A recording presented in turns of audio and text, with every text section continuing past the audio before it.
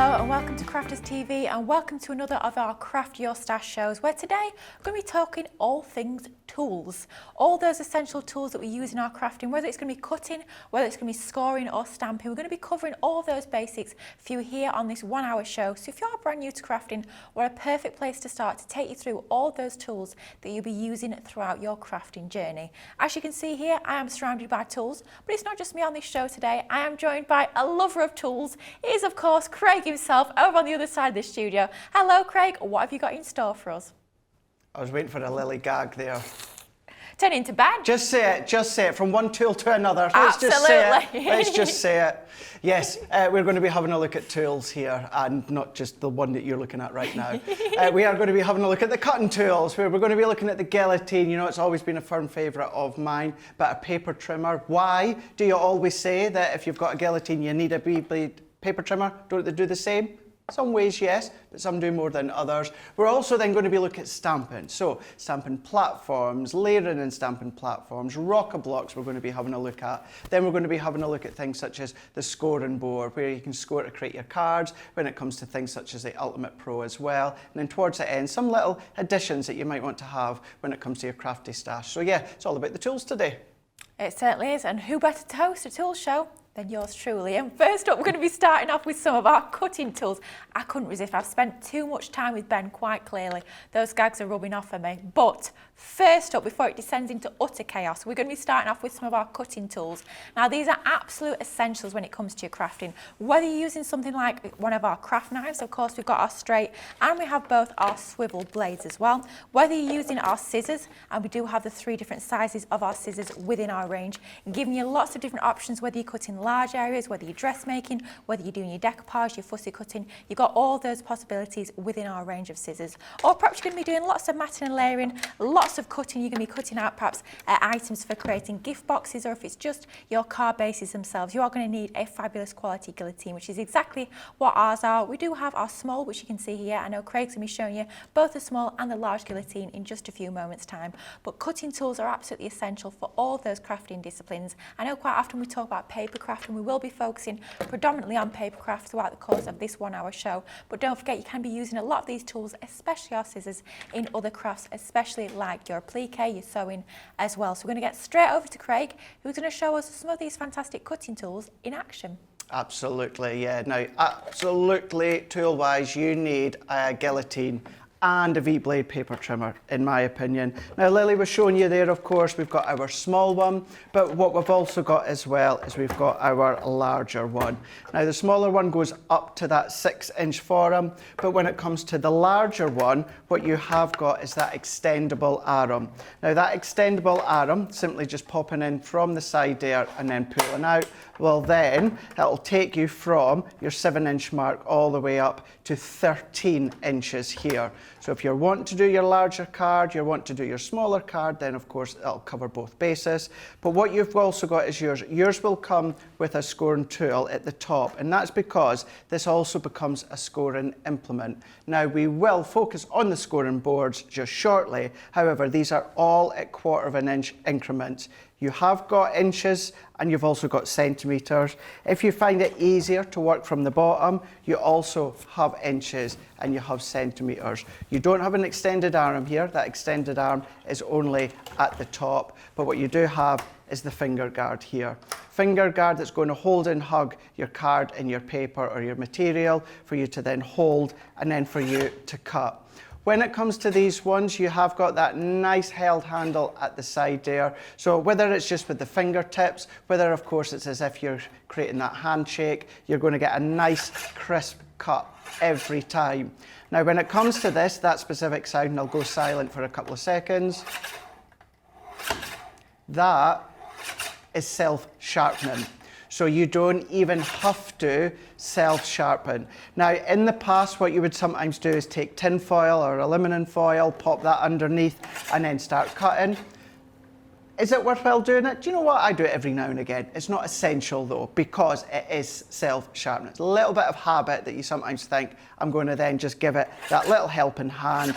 But the reason you don't have to do it, that is because if I turn that around, The blade itself, so when our head of product development, Leanne, had gone in for manufacturing of our guillotine, instead of going to a guillotine manufacturer for the craft industry and of course tool industry, Leanne went to a sword manufacturer. Wow. So when it comes to the blade as well as the metal base here, these are from a sword manufacturer. That's why they are incredibly sharp, but the way that they then come together as they naturally sharpen means you don't have to give it that helping hand by sharpening.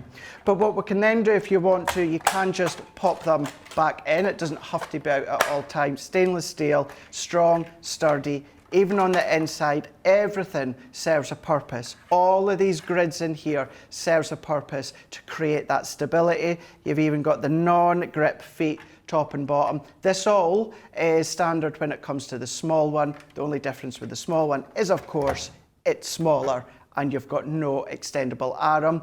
So whatever one you feel comfortable using, even when it comes to small cuts, I tend to still go with my large guillotine. Okay. And then when it comes to the large guillotine, the addition that you've got is the V-blade paper trimmer. Now we're going to use these in a moment to do some cutting, but what we've got here with the V-blade paper trimmer, I always say every crafter should have a V-blade paper trimmer in their stash here. Now, yes, the blades, you do have to replace them over time. However, these enable you to do things that the guillotine can't do. One of the main things is cuts and apertures within the center of a card. So before we do some cutting, if we just open this one up here, we call it a V-blade paper trimmer because if you take that down to the bottom, and then if I turn that around, it's always hard to see on air, but what you have got just above where my finger is, it is a V-blade. It is a blade at the angle of a V. So then if you want to get the most use out of, some people will always, Lily, just cut upwards every time. So what they'll do is they'll start at the bottom and then they'll go up, left, and then they'll just keep going upwards. Now you can do, but what's happening is you're just using that one side of the blade. So if you are going to do it that way, what to do after a wee while, just take that one out because of course you've got the little notch and then flip it and then do exactly what I was showing you a minute ago, keep going in the right direction. Or, biggest bit of advice, get into the habit that I'm in and cut both ways. So cut up to the top, leave it, bring another bit of cardstock, cut down. Do what you're doing. When you're bringing another piece of cardstock, cut up. Then that way you're going to get the cut on each side and you're going to get that the same amount of time. So one side's not going to blunt more than the other one. So if anything, if you get into that habit, then it means your blades are going to last that bit longer. What we have also got is that extendable arm as well. So centimetres, you've got your inches in there. You've got them not only at the halfway and that bottom point, you've also got them within the actual arm itself, which we'll talk you through just shortly. But if I bring in a bit of cardstock here for you to see, you've got 0 all the way down to 12.5. So you've got your measurements there, which serves that purpose. So what we can do is let's set that to the side for now. As Lily was showing as well, we do have our scissors. We've got our large scissors, stainless steel, also from sword manufacturer. So whether you feel comfortable using your larger ones, whether of course it's your medium ones or your smaller ones. The thing with our ones, as Leanne will always tell you as well, usually within crafting, we always say you keep one for paper craft, one for soft crafts. You can use ours for both. I am old fashioned and I will still only use one for things such as my ribbons and fabrics, but you could use both if you want to. I'm a big fan of the snippy scissors. You've got that medium, but what you've also got within the large scissors here, they're engraved, so they're not going to then come off. What you have got is you have got measurements. So if you're going to be doing boxes, which we'll cover when it comes to the actual scoreboard, if you're wanting to then position that at a certain measurement point, then you can do that on the scissors, because these ones go up to 3 inches. So they're your 3 scissors that we do. But let's do just a little bit of cutting, because the main thing I always get asked, Craig, your mats and layers are so neat. How do you do them? It's always the guillotine, and predominantly it's always the large guillotine. Now, what I always start with are 1/4 of an inch increments. Okay. But then sometimes you will see me that I'll come along and do thinner mats and layers, which I'll talk you through. And then mat and layer, choose your measurement. So if I was to go into 5 by 5, what's also key is make sure your cardstock's straight. Now, not all cardstock is straight. There's nothing wrong with it. It's not a bad batch or anything like that. It's just the way it is in manufacturing. So what we can see within this one here, now I'm not sure if you can, actually you can just see it. I'm right against the edge there, Lily, with my white card. Yep. But notice down here, there's about 2 mils of that metal base yeah. there. My card is not straight. Ooh. So therefore, my layer's not going to be straight, or my box not going to be straight. So what we're going to do is we're going to move that along, and then we're just going to trim that excess. So now I have got a full, flat, flushed edge that if I now turn around, I know now I'm always going to have that straight edge at the top. So if I just trim any excess off there, what we can do is we can turn that one around. Now I know I'm exactly 90-degree angle. Turn that around. If I didn't do that tiny little bit of trimming, Lily, that would have been off. That wouldn't have been quite 5 inch. So always have a look at your cardstock as well. You'll notice that handle came down there a moment ago. I'm going to talk you through that in a moment. But what we can do is go into the next 1/4 of an inch increment like I like to do. So I'm going to do that again. Let's go up to make sure. Now this is absolutely flush all the way down, so that's absolutely fine. So what I'm just going to do this time, let's go 5 1/4 by 5 1/4. If I then pop that into there, Oh, perfect. I now have my perfect mat and layer. And then if I want a really thin border, which I've been doing lately, 9 times out of 10, I will still do my 1/4 of an inch, Lily. But what I'll then do is come along and just shave a little bit off. Okay. So come in just a little bit, eyeball that until I get that to the depth that I want. And then if I want it even thinner, I can do that because I've got that precise cutting implement.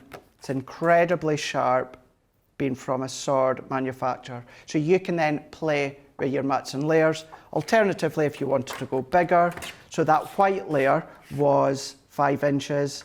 So even if you wanted to go 5 1/2 by 5 1/2, you can do. That's entirely up to you. And they don't even have to be square. They could be all your different square and rectangle shapes, if you so wish. So the main thing there being with the guillotine is the fact that it is going to cut precisely.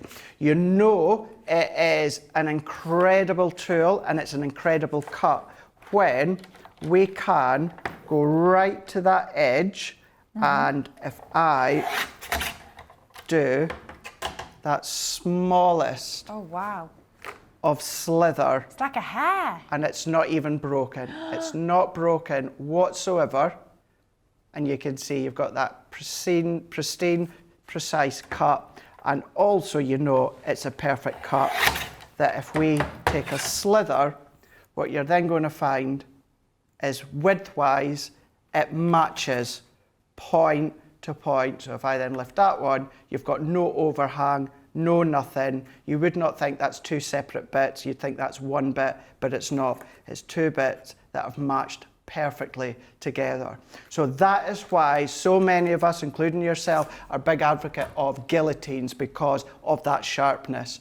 But then you can still come along, if you want to, with things such as sentiments. So we've gone in, for anyone thinking, wondering where that was from, this is from our Kingfisher 12 by 12, and this is going to be a good one to show you with the V-blade trimmer in a moment.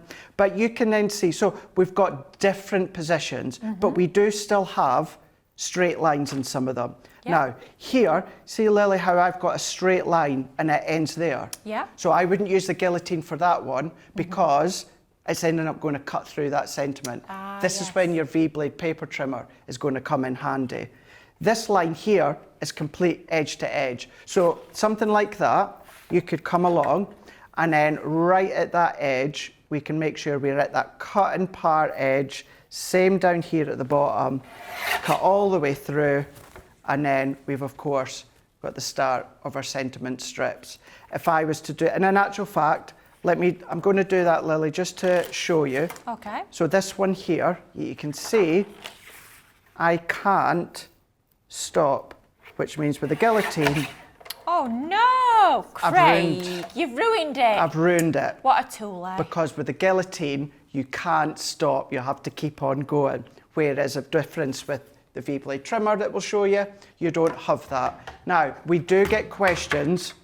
The arm of my guillotine is a little bit loose. Nature of the beast, it's going to happen. You've got that opening and closing movement all the time, back and forth, up and down.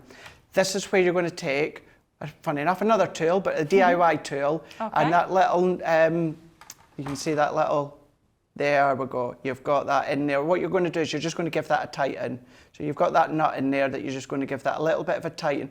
Don't tighten it too hard, because if you tighten it too hard, you're not going to open and close the arm. But just go into a tightness that you find it easier. Essentially, you want to make sure, and we're going to tighten this after the show, you want to make sure that if you then, that's what you don't want. So you want that to a nice light tightness, so that's going to stay in place like this one. So if I bring that one up, you want that to stay. So although that's dangerous, that's actually the tightness that you want it, Lily. You don't want it to naturally fall down, because that's when it can do damage as well. So that is your guillotines that you've got. Of course, yes, you've got those scoring implements as well.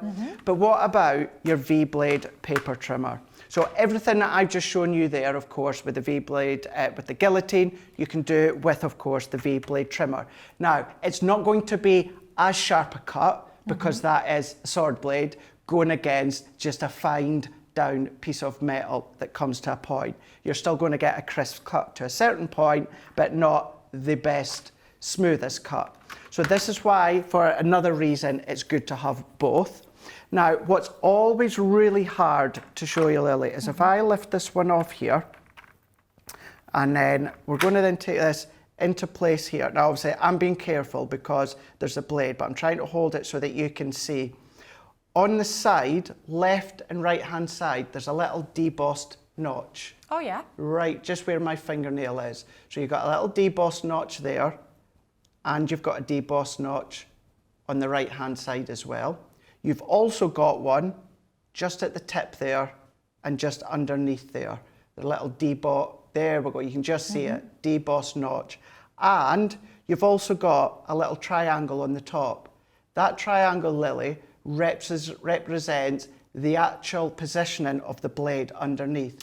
So if you visually need to know where the point of the blade is, direct underneath, it's right underneath there. So if you're trying to pinpoint a certain position on your paper or card, you know that the point of the blade is right underneath there. And then I'll talk you through those little notches in a moment. When you do get these, because you get replacement ones, they do come with a plastic cap on them. But of course, you are going to discard that once you start to use them. So when it comes to your V-blade paper trimmer, you can hook it up if you want to. Also incredibly strong and incredibly sturdy. You can also come along if you want to take a bit of cardstock, if you want to then come along with things such as your little scoring tools. Let's say you don't have a scoring tool to start with. You've got that little indent grid that the actual blade runs through, so you can use that as a form, of course, of giving you that nice edge to your card. That's in there. Or if you are wanting to do your simple mats and layers as we've done before, you can then come along up to either your inches or your centimetres. With the V-blade paper trimmer, you've got 1/8 of an inches as well, whereas you do have smaller increments on your guillotine, but they're a little bit more in-depth measurement-wise on your V-blade paper trimmer. And you can do exactly what I've done with the guillotine. The only difference this time, you're going to close that arm, and then this is where I was talking about going up and down. So if I always went upwards, as I explained before, this is where I am only ever going to use that one side of the blade at a time. So over time, you're going to then have to turn that around so you're cutting the other side, whereas my biggest piece of advice is go in, and whenever you're cutting it, go down. We're then going to go up. We're going to go down. So keep going up and down, and that will then prolong the use of your V-blade. So we can then move that to the side. And then two things that really are brilliant for your V-blade paper trimmer. Okay. One of them, sentiments here. So let's just say, for argument's sake, Lily, I only wanted that one, but I don't want to have this in little bits. I want them all kept together. What we can do is we can then bring this one in. Now the gap in between the blade holder, I can see exactly where it's going to cut. Now if I refer back to, you know those score lines, these deboss side at each side. So here, if I line that up at the edge of that pattern, I know that's where my cut's going to start. I know my blade is right underneath that deboss. And then what I can do is I can travel down. Now following that deboss, I'm going to come down as far as to the base of my sentiment. I can turn that around, and then I can do the same again. So let's align that up visually down that center. Let's move that up. It's important that you keep this handle moved up, because if you keep it flat, you're going to cut all the way up. So we're going to go up visually with the deboss. We're going to come in a line with our sentiment, and then we're going to go up as far as the top. We're then going to turn that one around. We can already see it's cutting, and then we're going to do and repeat exactly what I done a moment ago. So we're going to come in visually. We're going to line up in the center. So let's bring that one in there, like so. Once I know I'm there, I'm going to then lift, go with that deboss, down to the edge of the pattern, turn that one around, and then do that one last time. Align up, lift, in position, and then there we go. We've then cut that sentiment. Now this blade needs changed, hence why it's a little bit furry at the end, and that will happen the more that you use them. But then you can see here, you've got that perfect cut, you've got that perfect aperture, you've not then broken up all of your pad. And if you do find it gets a bit like that, what I do, Lily, and I personally do this, is I just trim any of that little excess off with my scissors, like so. Because the blade's still usable, it's just, of course, needing a little bit of care and love. And that's how you can cut straight in. The last thing when it comes to this section here, because with scissors, what can I say about scissors that, what doesn't it not cut? But what we can do is then let's bring in, let's say for instance, this bit of black cardstock, 5.5 by 5.5. Let's say I wanted a 1/2 inch aperture in the middle. I can't do that with my guillotine because we're going to cut all the way down. So what I'm going to do is I'm going to come up to the 1/2 inch mark. This is where our measurements on this side come in. So if I pop that under for you to see, what I can then do is I can then go up to that 1/2 inch mark, and then of course I need to come in 1/2 inch from that base. So we're going to then lift that one up here. So let's bring that one into there. Just make sure I am at that 1/2 inch. Let's go, yeah, 1/2 inch, there we go. So 1/2 inch mark, come down into the 5 inch, turn that one around. So each time we're going to that 1/2 inch mark, we're going to go up, turn that one around, pop that into that 1/2 inch mark. We're going to make sure visually we're there at 1/2 inch, pull down. Because my card is 5.5 by 5.5, that's why I'm going to the 5 inch mark. Last one into there. We're then going to then cut up to the top. We can then take that out. That's now given us our aperture, that's given us our frame, or it's a nice way to gut your cardstock Oh, yeah. so that you're not going to be wasting any that's underneath. So that is the two great things, in my opinion, as to why I say everyone needs a V-blade paper trimmer, because you can cut your apertures, you can cut out your sentiments. Yes, it's a finer blade compared to, of course, the guillotine. The guillotine's sharper in the form that it is from a sword manufacturer. Guillotines cut all the way straight from one end to the other. V-blade paper trimmers, you've then got that ability to start and stop where you want. And then just while we're here as well, yes, we've talked about briefly at the start the scissors here. Scissors are so good for around the house. If you're going to use them for food, which you can do, just make sure that you keep one set for the kitchen. So wherever you're using the scissors, keep it for that occasion, that purpose. So keep it for the kitchen, keep it for the garden, keep it for things around the house, or of course, keep it for the craft room.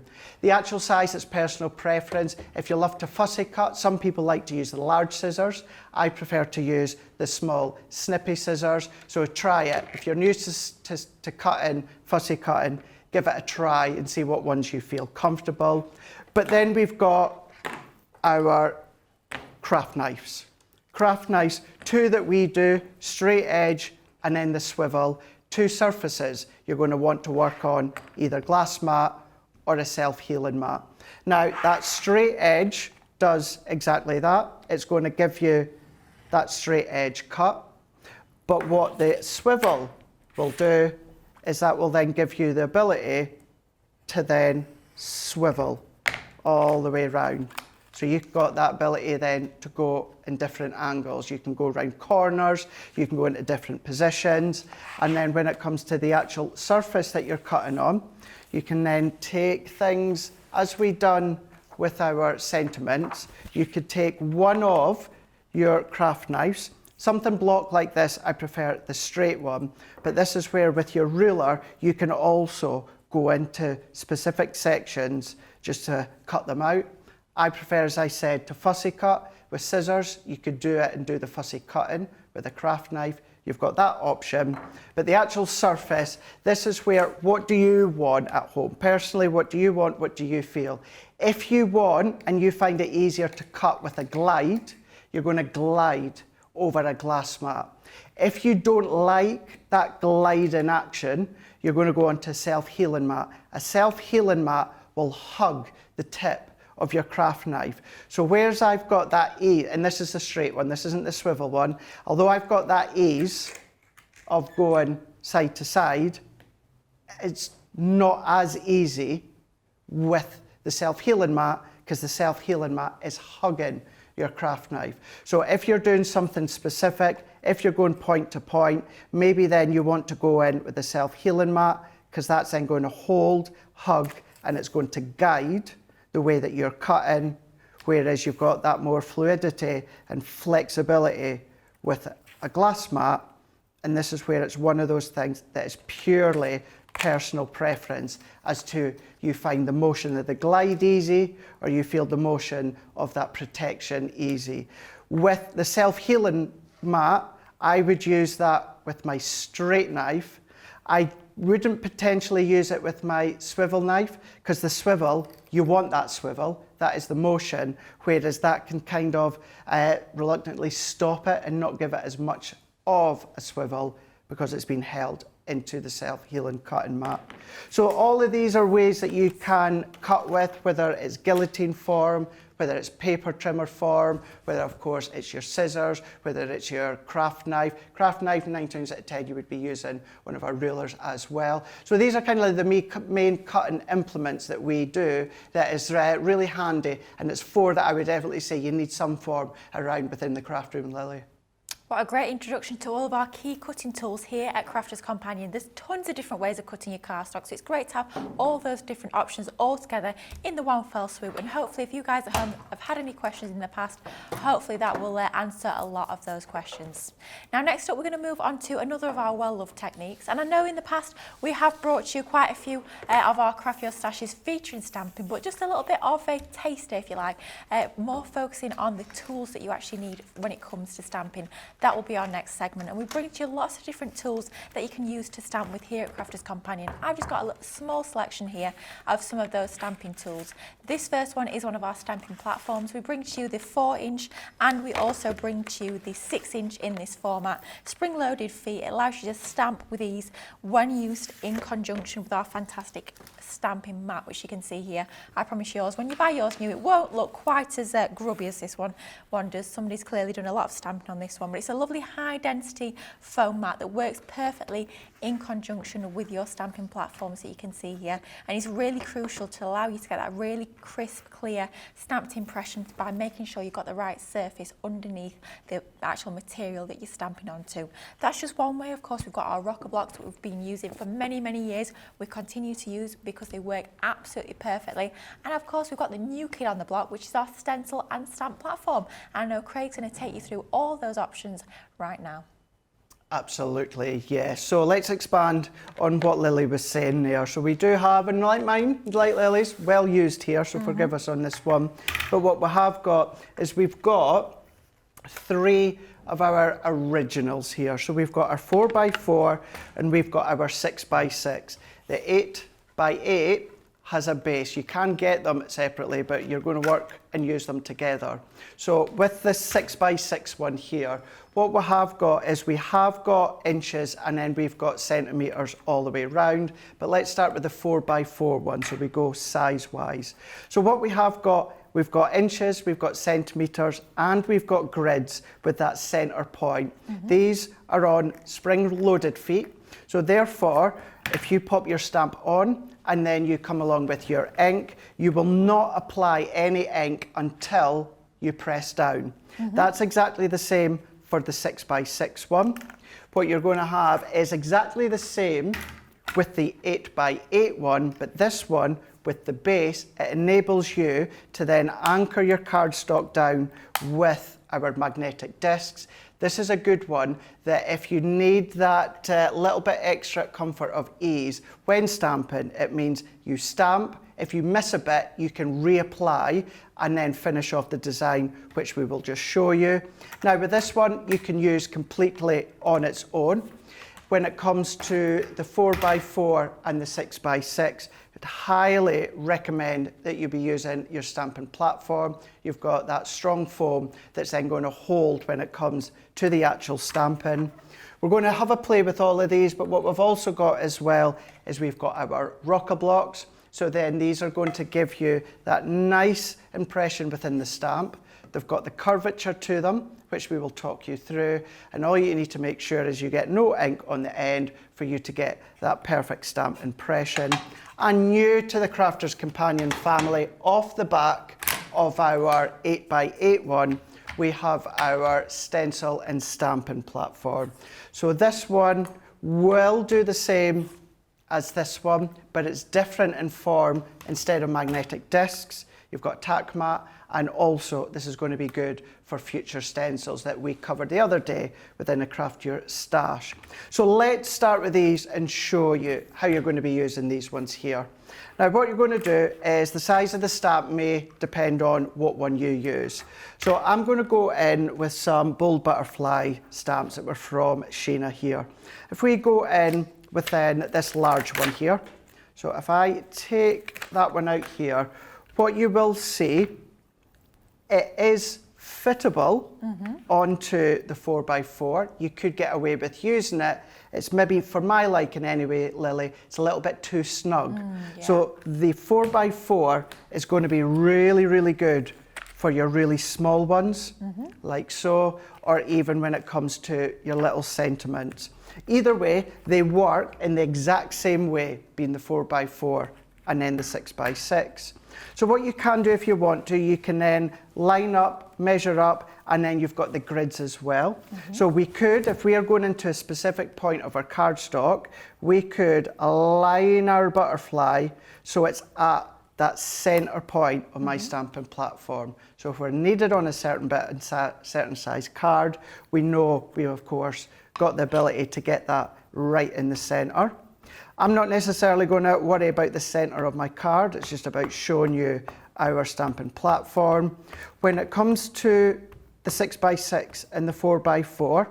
This is where we're going to bring in just shortly either our 8x8 or our stencil and stamping platform, because these ones here, great tools, but you do have to be precise, Lily. Okay. And the fact that what I'm going to do is if I press that in. Now I'm going to do my best to get a precise impression, and then I will show you what it could look like if you don't get a precise impression. So you just want to make sure you give a good pressure. Everyone will do it differently. Me personally, I'll hold down flat with one hand and then move with the other one, and then I'll chop and change. But because it is your spring-loaded feet, this is where I want to make sure that I get that perfect impression. Oh, lovely. Which I have. Now the ability with that, and we're going to apply the ink again and stamp again, but what you'll find is because you've got the spring-loaded feet, let's ink that up once again, turn that around. Notice as well I'm on my stamping mat, which I'll explain. If I turn that around, there is no ink going on that cardstock because the spring-loaded feet are blocking that impression into place. So this is where you get it into place and then you press. Now, this is where I'm not going to get a precise impression, Lily, so that I can bring in the other stamping platforms. Okay. This is where if I press and I think I've pressed enough and then lift. Oh, no. Oh, look at that. It's not that crisp, is it? It's not that crisp at all. Now, I like to think I'm good at stamping, but there is no way on this earth that I can reline that up and get it spot on. There is just absolutely no way that that's going to happen, even for myself. So this is where if you're a little bit daunted, a little bit uncomfortable when it comes to stamping, you might want to consider the stamping platform or the stencil and stamping platform. Before we do that, let's just talk about this mat here, and it serves a purpose.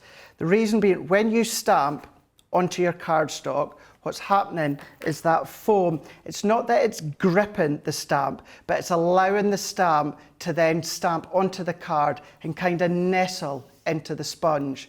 If you go onto a solid surface and then you were to press down, what's happening is if you were to press straight on, that solid surface could actually stretch your stamp ever so slightly. Okay. So it does have that ability, which we don't always want. So this is why if you were to be using a stamping mat, that is then going to enable you to get that nice precise impression because it's then been pressed into that foam mat. But let's go in with that large stamping platform. So the large stamping platform, you don't need the stamping mat. By all means, if you want to rest it on it, you can do, but you don't have to. So we can go in now with our stamping platform, and then if you've got things such as layering stamps or layering stencils, your large platform is going to be good for that. Let's take a piece of cardstock and we're just going to cut this down. I'm just roughly going to cut it to 6x6, and we can use our base as that central position. Okay. So I'm going to move these magnetic discs, which come included as well. Now, I've got my center point, inches and then centimeters. What I can do by counting the grids, I can get that right in the perfect position. So 1, 2, 3, 4, 1, 2, 3, 4. So I'm right in that center position. So I know if it's 6x6, that's going to be 4 as well. 1, 2, 3, 4, 1, 2, 3, 4. There we go. So I am right in the center of my base. Perfect. So if I come back in with that stamp and then I bring in my stamping platform, I'm going to position my stamp in the center by following that crisscross, and then we're going to ink up, do as we have been doing. My stamp is in the center, my cardstock is in the center, so ink up, turn that around, and then we can press. Now this time, once again, what I'm going to do, Lily, is not press all the way around. Okay. So if I lift that up, Oh, gosh, no! Oh, Craig. there we go, that's what it, a nightmare. goes in the bin. No, it doesn't. Oh. Not with this. My card is still in the same place. My stamp is still in the same place, which then means we're then in the perfect position so we can press again and continue that impression. So we can keep going like I am at the moment, and then lift, and then you can see even then there's just a little bit. Now my biggest advice is always keep applying the pressure before you apply more ink. If you know that you've covered your stamp well with ink, that then means that there's no point of adding more, because you're going to add more when you don't need it. So just keep going back, adding that pressure down.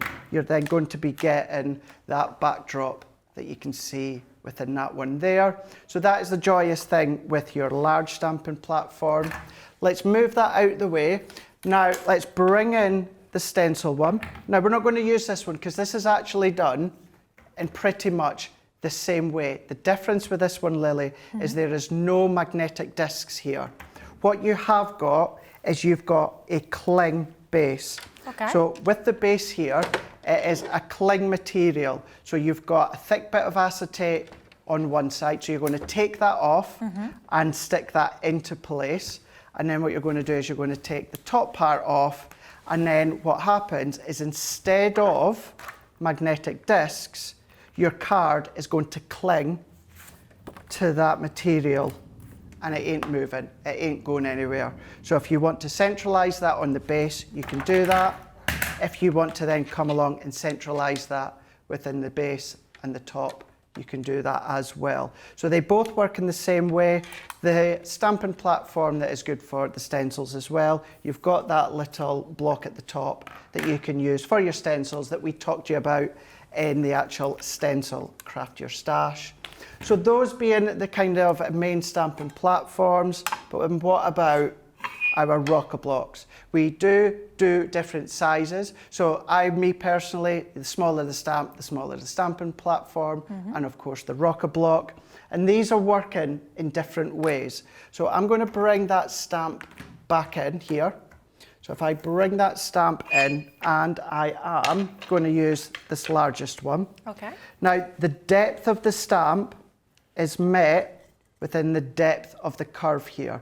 So what you've got is you've kind of got a raised curve at one side and a raised curve at the other side, and it is like a blocked notch here. So you can see my fingernail, you can see that edge, and you've got that side by side. So what we're going to do is we're going to take our cardstock and then we're going to ink up. So let's take my card and then we're going to ink up as we would do as normal. So inking, giving it a good coverage with the ink, and then we're just going to then apply that pressure. Now for this, you don't need to worry about ink on the surrounding area. The only place you need to make sure there is no ink is on the edge here, Lily. So I'm purposely going to put some ink on the edge there. Okay.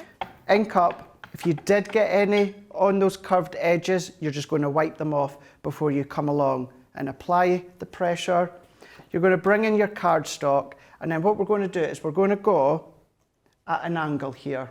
So we're going to go at an angle, and then we're going to rest, and then what we're going to do is we're going to pop that pressure down to get that perfect impression. The only downfall is I've got my inked edges. Now it's not the end of the world because I can cut that out. I can take my nesting dies, I can take my guillotine, my V-blade paper trimmer, but to eliminate that, make sure the edges of your rocker blocks are nice and clean.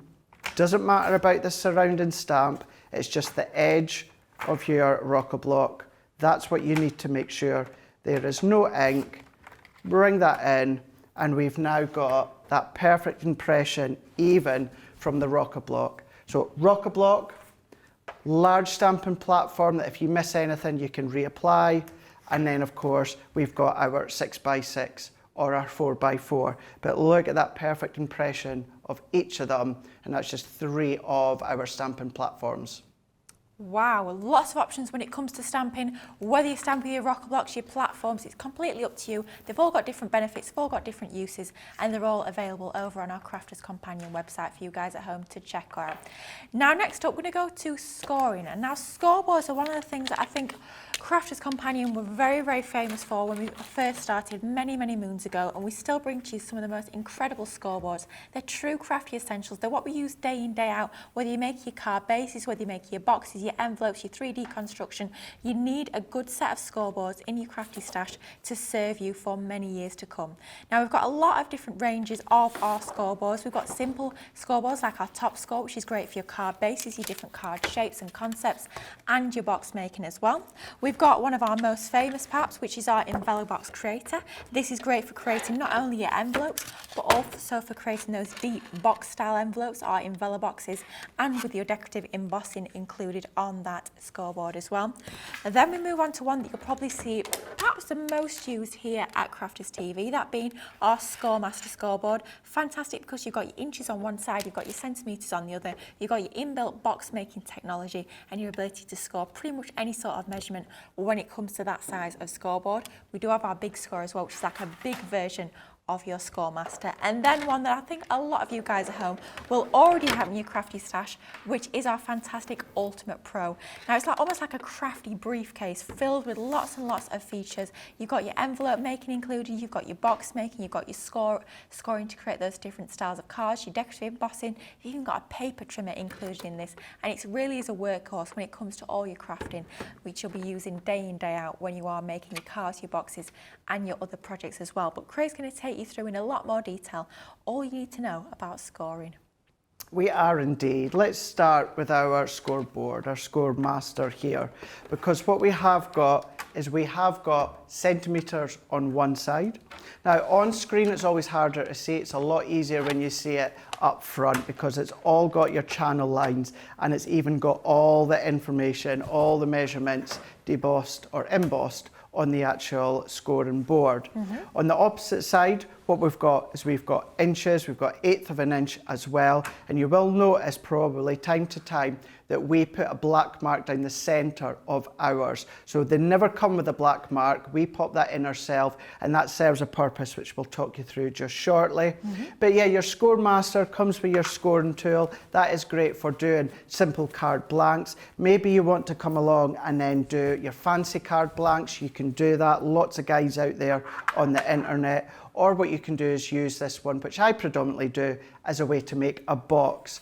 Now, when it comes to the box, we've talked you through these also within previous Craft Your Stash, but the actual form of the base and the lid, let's do that just now because they both stem from exactly the same size piece of cardstock.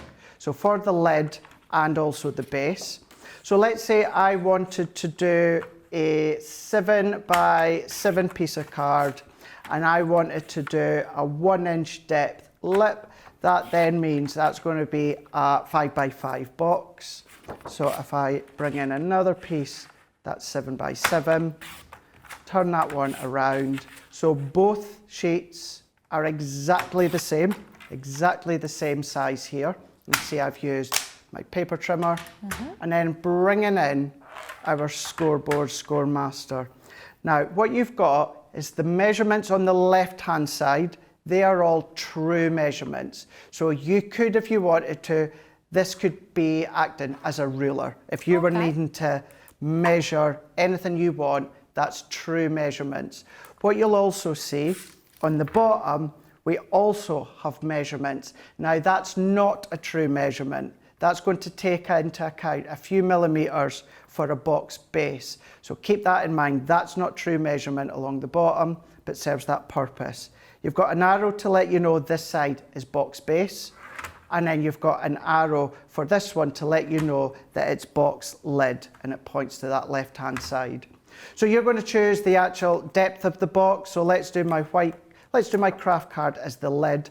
So we're right up against that notched edge, right at the side there. And as I said, I like to, of course, do them at 1 inch in depth. So we're going to turn that around and we're going to score at 1 inch. So all 4 sides, we're going to go 1 inch here. what you're doing is you're going to then take your card, you're going to fold it, each section, give it a good burnish as well with the scoring tool that you get and you've used. So we're working our way round into position like that to start the lid. And then what we're going to do is we're going to do the base. The difference this time is we're going up to the box base side. Okay. So we're going up to there, and we're also scoring where it says 1 inch. My biggest tip out of anything, I, Lily, find it very, very hard to score upwards. It's just, it's really, it's not that it's uncomfortable, I just find it really, really uneasy. So what I do is turn it around and then I score at the 1 inch. Great So tip. the numbers are going to be upside down, but it doesn't matter. I'm still scoring at that 1 inch mark. I find it easier to score towards me, and I'm doing it lightly and a few times. So I can then move that one, fold them over, give them a burnish each time, into the other sections here. You can do your boxes within the centimetre side. And then we're going to go in to our tools. Now with the boxes, I know that that is 1 inch and I am cutting down to that score line. However, remember, you've got the measurements on your large scissors. So if you needed a little bit of a reminder, what you could do is then you could line your scissors up to that 1 inch mark and then cut. And for a box, we're just going to go along. Now, I'm not going to form this box because we've already done this on a previous show, but you're going to cut a little notch out. On these 4 tabs, you're going to pop your adhesive. Go back to, of course, the adhesive show that we done within Craft Your Stash and box making. Turn them around, stick them together. That's going to give you your base. And then you're going to do exactly the same here when it comes to the lid. You're going to then take the little notches and then you're just going to then snip them ones out when it comes to the little tabs. That, once you've glued them together, will then become my box lid. Now, you are limited on what you can do with the Score Master. Loads of things you can do with it, but you're still limited compared to the Ultimate Pro. So with the Ultimate Pro, this is one where I would always say and recommend going to Crafter's Companion's YouTube channel and watch all the things that you can do, because hundreds of hours isn't even enough to go through what it can do. It's your card maker, it's your scoring edge, your fancy card maker, you've got a box maker, you've got K card and pop out scoring shapes. Other side, you've then got, of course, your envelopes. You've got the corner of your envelopes if you want to do a little fancy emboss. More of your pop-outs and your K cards. You've got these little holes here, which you're going to pop the little pegs and you get included. That becomes your bow maker. The centre could be a working platform. On one side, what you've got is the ability to pop some of your tools in there, or of course on this side, this is where you do get 2 scoring tools that I've been using. You've got your pegs there. You only ever need 2, but we give you a spare one, for that's then enabling you to create your bows. You even get your paper trimmer. This is even a paper trimmer as well. You also get a cutting blade that's housed in there. Close that one over. I'm going to turn that around for ease for myself. This slots into here. You've then got inches, centimetres, and that now becomes your paper trimmer within the centre. So there is so many ways that you could use your Ultimate Pro, same as your Score Master and your Score boards. It's giving you the shapes, it's giving you the measurements, it's giving you the lines to do your simple cards or all your fun concept cards. It's a fantastic tool, and it definitely is a must-have for you guys at home to have in your crafty stash. I know I use it day in, day out. I know Craig and all the experts here at Crafters TV are exactly the same. It really is an essential tool to have in your crafty stash. Now, I've only got a few moments left on this Craft Your Stash show. It's absolutely flown by, but we did promise we'd go through some of our sort of smaller, more compact tools for you guys at home, just to introduce you to things like our die brush tool, if you've never seen that before.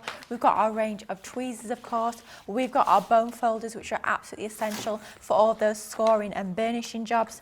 You do have your, as Craig calls it, the edge crimpler as well, to distress all the edges of your cardstock, and your pokey tools. And I know Craig's going to quickly go into a little bit more detail about some of these small little essential tools just to round off the end of this tool show. Absolutely, yeah. If you've got things such as your pokey tool, then what that's good is getting the backing of your double-sided tape. It's good for taking the backing of your red liner tape. If you like to do that poke stitch work, then you can do that. Just follow the edges of a ruler and just pop all the little stitch work in. Or if you're just needing to pop the gems into position or put the pearls into positions, then of course you can do that, of course, as well. So it really is such a handy tool, even if you're just needing to move bits and pieces on the cards on the positioning. What you've also then got is things such as that edge crimpler. So if you want that distressed edge, then of course you can do that, no problem at all. What that's doing safely is giving you that nice distressed edge. So instead of going along the edges with the scissors, by opening the scissors and scraping the edges, that little tool is going to enable you to then create that distressed edge. And then of course you've got things such as the die release tool to release your die cut pieces, and then things such as your bone folders as well. Wow. Lots of essential tools we bring to you here at Crafters Companion. There's tons of different essentials that we bring to you. I will show you the tweezers next up. Now this is one that you see a lot of us using day in, day out. It's almost like having a second pair of hands, if you like. It just makes your crafting so much easier. And we bring to you a pack of 4, and they've all got different sort of ends to them. You've got your reverse tweezers, you've got the ones that are angled, you've got more of your classic tweezer, and you've got the ones there with a slightly larger end to them. They're perfect for positioning things like your gems, things like your pearls, for picking up anything perhaps like your decoupage that you need to hold into place. Maybe you're using a hot glue gun and you don't want your fingers right next to the element that you're applying that glue to, then these are absolutely ideal to do that as well. They're all absolutely fantastic quality as well, in that fantastic quality metal, so you know they're going to last an awfully long time as well. And finally, I know Craig did mention the die brush tool, which I have here. It's not just about the die brush tool itself though, you do get that fantastic mat there which allows you to get all of those pieces, all the waste out of your die cuts with total and utter ease. And once that brush head does eventually wear out, we do bring to you as well all of the replacement heads, so you can be using that tool for many, many years to come just by simply changing the heads of that fantastic die brush tool. Wow, we've covered a lot throughout the course of this show, everything from scoreboards to guillotines to tiny little tools like your tweezers. Hopefully you guys at home are all stocked up on your knowledge when it comes to your tools. Thank you so much, Craig, for all the inspiration and the expertise. It's been fabulous, and I hope you guys at home have learned something perhaps new about stamping, about scoring, about cutting, and hopefully you'll be taking that forward in your crafting. Thank you so much for joining us, and hopefully you'll be joining us in future Crafty Stash shows to learn even more all about stuff you've already got in your stash.